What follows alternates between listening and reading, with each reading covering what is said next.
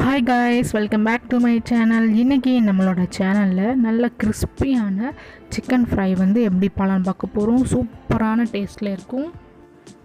இதுக்காக வந்து இப்போ ஒரு பேஸ்ட் வந்து நம்ம ரெடி பண்ண போகிறோம். அதுக்கு ஒரு ஜாரில் வந்து ஒரு 4 துண்டு இஞ்சி அண்டு 4 துண்டு பூண்டு வந்து சேர்த்துக்கோங்க.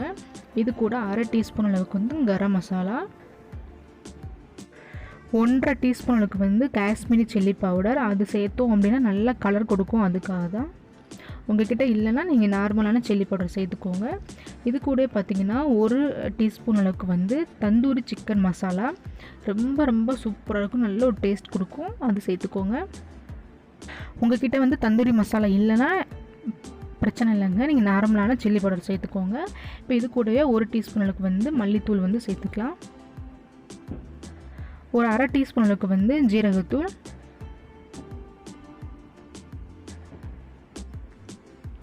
இது கூடவே கெட்டியான தயிர் வந்து 1 டேபிள் ஸ்பூன் அளவுக்கு வந்து எடுத்துக்கலாங்க. இது கூட கொஞ்சமாக கருவேப்பிலை சேர்த்து நீங்கள் நல்லா மையாக பேஸ்ட் மாதிரி அரைச்சி எடுத்துக்கோங்க.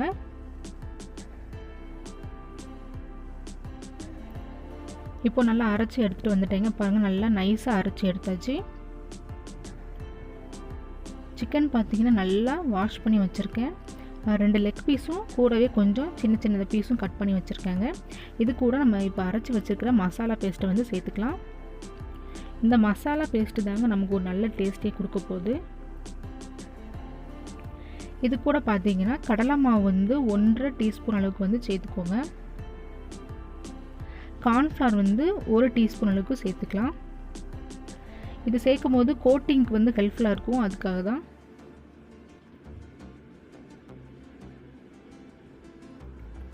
இப்போது அரை லெமன் ஜூஸ் வந்து சேர்த்துக்கலாம்.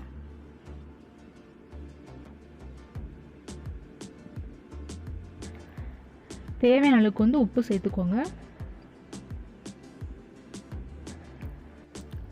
இப்போ நல்லா வந்து மிக்ஸ் பண்ணிக்கோங்க. நல்லா சிக்கன்லலாம் பார்த்திங்கன்னா நல்லா வந்து மசாலா வந்து இறங்கணும்.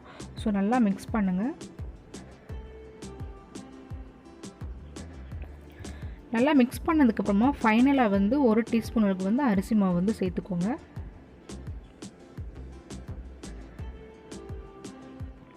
இப்போ அரிசி மாவும் சேர்த்து நல்லா மசாலா எல்லாத்தையும் சேர்த்து நல்லா மிக்ஸ் பண்ணியாச்சு. கிட்டத்தட்ட வந்து 2லேருந்து ஒரு 3 மணி நேரம் வந்து நல்லா ஊறணும். இப்போ வந்து இது க்ளோஸ் பண்ணி ஃப்ரிட்ஜில் வந்து வச்சிடலாம். ஃப்ரிட்ஜில் வச்சு எடுக்கும்போது ரொம்ப நல்லாயிருக்கும், அதுக்காக தான்.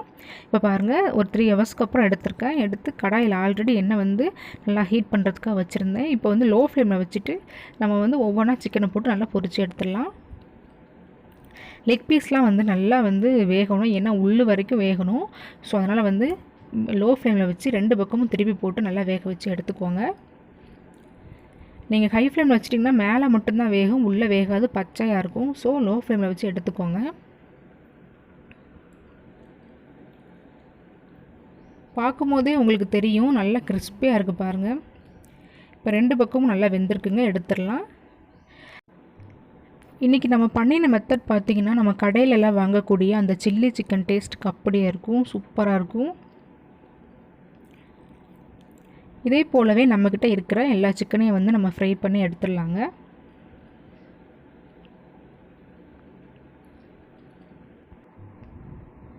ரொம்ப ஈஸியான மெத்தடில் வந்து சிக்கன் ஃப்ரை வந்து பண்ணியாச்சுங்க. ரொம்ப டேஸ்டியாக இருக்கும். நீங்களும் உங்கள் வீட்டில் வந்து ட்ரை பண்ணி பாருங்கள். தேங்க்யூ.